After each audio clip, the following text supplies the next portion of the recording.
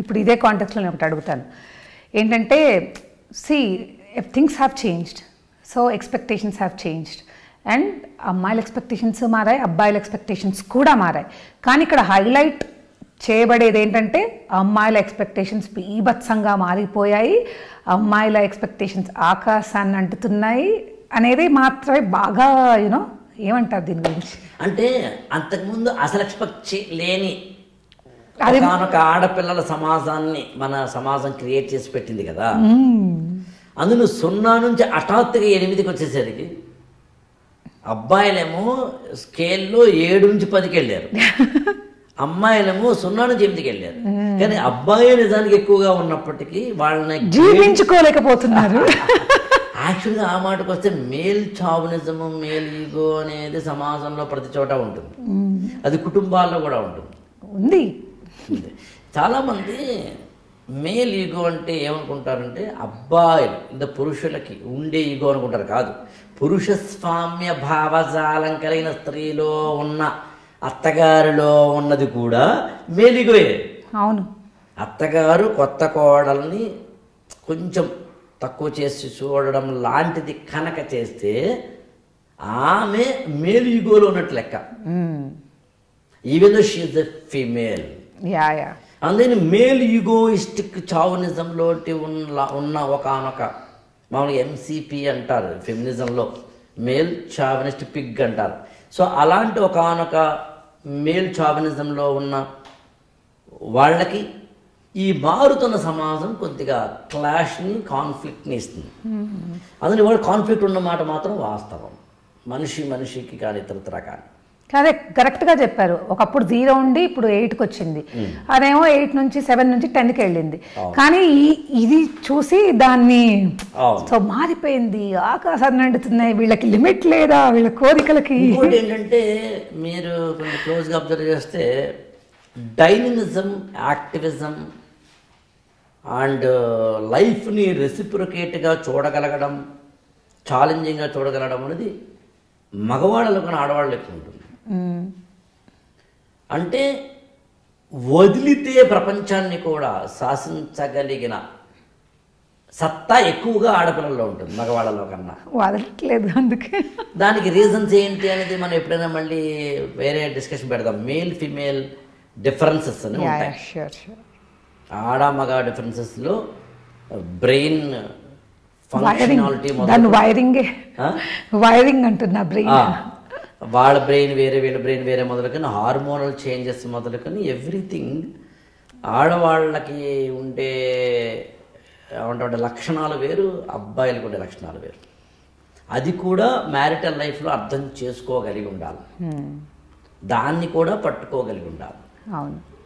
అలాగే చాలామంది మ్యారిటల్ లైఫ్లో చేసే అతిపెద్ద మిస్టేక్ ఏంటంటే లిజనింగ్ లేకపోవడం, అంటే వినకపోవడం, అవతల వాళ్ళ మాటల్ని అండర్స్టాండింగ్ లేకపోవడం, అంటే అర్థం చేసుకునే తత్వం లేకపోవడం.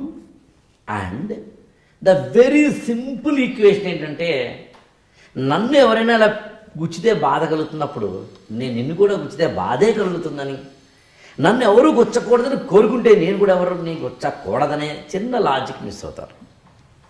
అంతే. అందుని చెయ్యెత్తడాలు, నోరు జారడాలు లాంటివి ఎక్కువ జరగడానికి కారణం ఇదే. యాక్చువల్గా నేను కొడితే నువ్వు పడి ఉండాలి అనే ఒకనొక అధికార దర్పం అనేది కుటుంబాల్లోనూ ఉంది, సమాజంలోనూ ఉంది, ప్రతి చోట ఉంది.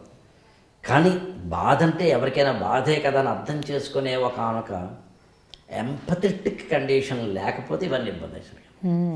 సహనం ఉండాలి, అర్థం చేసుకోగలిగి ఉండాలి. అంటే అసలు మ్యారిటల్ సిస్టంలో ఎందుకు వెళ్ళావు అనే లాజిక్, కామన్ సెన్స్ మర్చిపోకూడదు అంటాను నేను. పెళ్లి చేసుకున్న తర్వాత మారాల్సిందే. మారనంటే ఎట్లా అంటే లెక్కలు కూడా మారుతున్నట్టున్నాయి కదా సార్. ఆ పెళ్లి రిలేటెడ్ లెక్కలు కూడా ఇప్పుడు ఎంత మాట్లాడుకుని అన్నీ చూసే చేసుకుంటున్నా ఆ లెక్కలు అంటే బేసిక్ పెళ్ళెందుకు అనే రిక్వైర్మెంట్ కన్నా నా లైఫ్ స్టైల్ వీళ్ళ లైఫ్ స్టైల్ మ్యాచ్ అయిందా, నేను ఉండాలనుకున్న సపోజ్ ఇప్పుడు నేను యూఎస్కి వెళ్ళాలనుకుంటున్నాను, సో ఓకే ఇదొకటి అంటే వేరే చెక్ లిస్ట్ మారిపోయిందేమో. అంటే అది చెక్ లిస్ట్ ఎందుకు మారుతుంది అంటే మనిషి ఎక్కువగా అవకాశాలకి, అవసరాలకి ప్రాధాన్యం ఇవ్వడం, అంతే. యూజ్ అండ్ త్రో మెంటాలిటీలోకి మనిషి వచ్చేయడం. ఎప్పుడైతే యూజ్ అండ్ త్రో మెంటాలిటీకి వచ్చేసావో ఆటోమేటిక్గా మ్యారేజ్ని కూడా ఒక ఇన్స్ట్రుమెంట్గానే చూస్తావు, అంతే తప్ప దాన్ని ఒక శాంక్టిటీగా చూడవు, ఒక పవిత్రమైన అంశంగా చూడవు.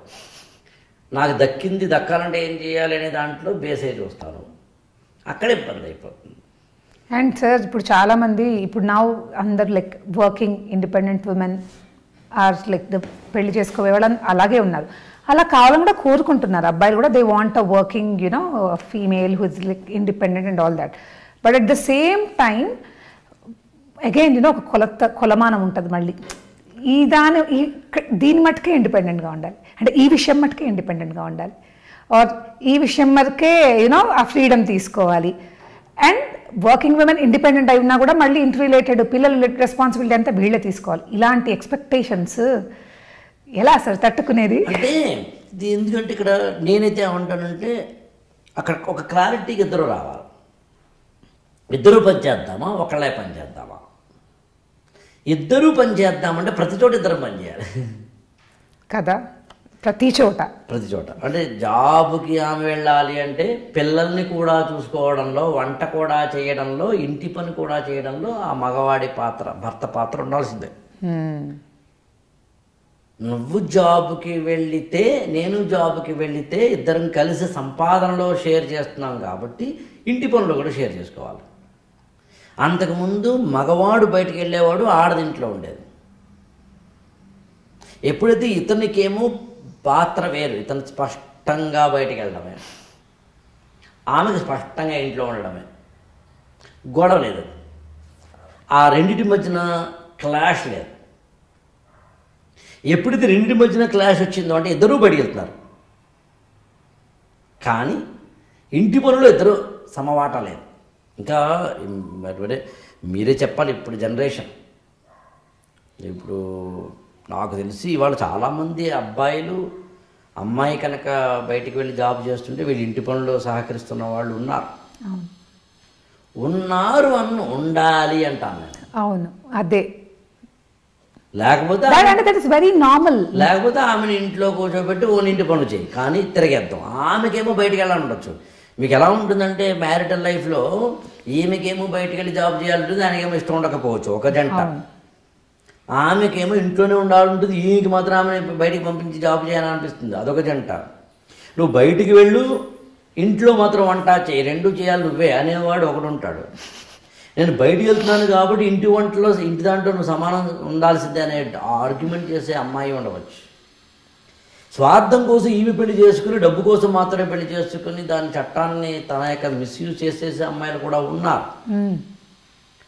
కేవలం డబ్బు కోసం మాత్రమే పెళ్లి చేసుకుని వాళ్ళని జైలు దాకా పంపించి వీళ్ళు పబ్బం గడుపుకునే వాళ్ళు కూడా ఉన్నారు. భార్యని చీటీ మాటికి తిట్టే, హింసించే, కించపరిచే, నలుగురిలోనూ అవమానపరిచే ఆ భర్తలు కూడా ఉన్నారు, అత్తమామలు కూడా ఉన్నారు. అదే సమయంలో భర్తని నలుగురిలోనూ గౌరవించకుండా చాలా హీనంగా మాట్లాడే భార్యలు కూడా ఉన్నారు. సమాజంలో అందరూ ఉంటారు, సమాజం అంటేనే అందరూ ఉండేది అంతే. కానీ ఎవరికైనా తమకు తామే చూసుకోవాలి, whether I'm right or wrong, ethically, morally, behaviourally, am I right or not, am I correct or not అనేది ఎవరికి వాళ్ళు చెక్ చేసుకోవాల్సిన అవసరం. ఆ చెక్స్ అండ్ బ్యాలెన్సెస్ లైఫ్ అంతా. అందుకని ఇంటి పనులు ఇద్దరు సమానంగా ఉండాల్సిందే, if they are going out equal. Right.